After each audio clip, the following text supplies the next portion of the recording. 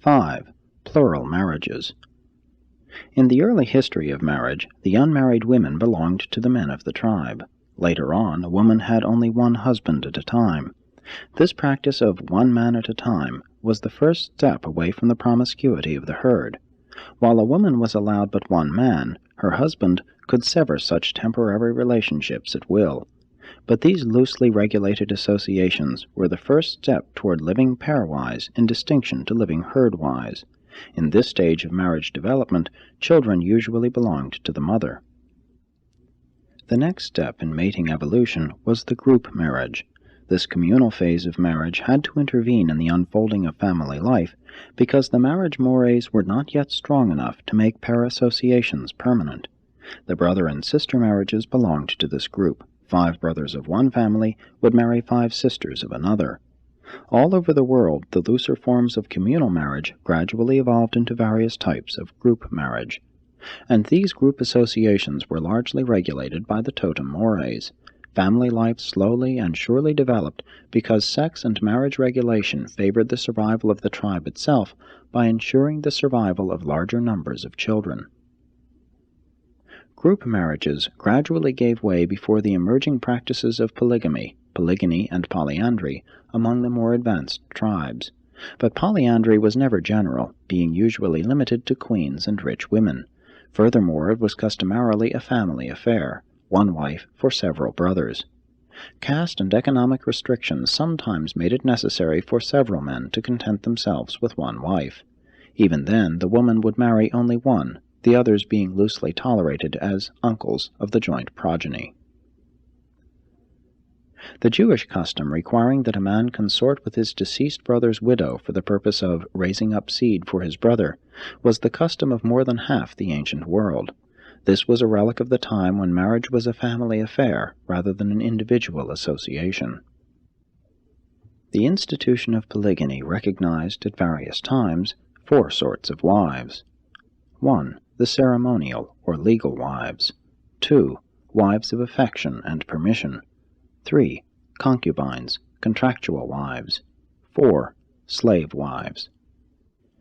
True polygamy, where all the wives are of equal status and all the children equal, has been very rare. Usually, even with plural marriages, the home was dominated by the head wife, the status companion. She alone had the ritual wedding ceremony, and only the children of such a purchased or dowered spouse could inherit, unless by special arrangement with the status wife.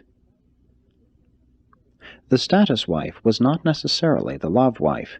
In early times, she usually was not. The love wife or sweetheart did not appear until the races were considerably advanced, more particularly after the blending of the evolutionary tribes with the Nodites and Adamites. The taboo wife, one wife of legal status, created the concubine mores. Under these mores, a man might have only one wife, but he could maintain sex relations with any number of concubines. Concubinage was the stepping stone to monogamy, the first move away from frank polygamy. The concubines of the Jews, Romans, and Chinese were very frequently the handmaidens of the wife. Later on, as among the Jews, the legal wife was looked upon as the mother of all children born to the husband. The olden taboos on sex relations with a pregnant or nursing wife tended greatly to foster polygamy. Primitive women aged very early because of frequent childbearing coupled with hard work. Such overburdened wives only managed to exist by virtue of the fact that they were put in isolation 1 week out of each month when they were not heavy with child. Such a wife often grew tired of bearing children, and would request her husband to take a second and younger wife, one able to help with both childbearing and the domestic work. The new wives were therefore usually hailed with delight by the older spouses. There existed nothing on the order of sex jealousy. The number of wives was only limited by the ability of the man to provide for them. Wealthy and able men wanted large numbers of children, and since the infant mortality was very high, it required an assembly of wives to recruit a large family. Many of these plural wives were mere laborers, slave wives. Human customs evolve, but very slowly. The purpose of a harem was to build up a strong and numerous body of blood kin for the support of the throne. A certain chief was once convinced that he should not have a harem, that he should be contented with one wife, so he promptly dismissed his harem.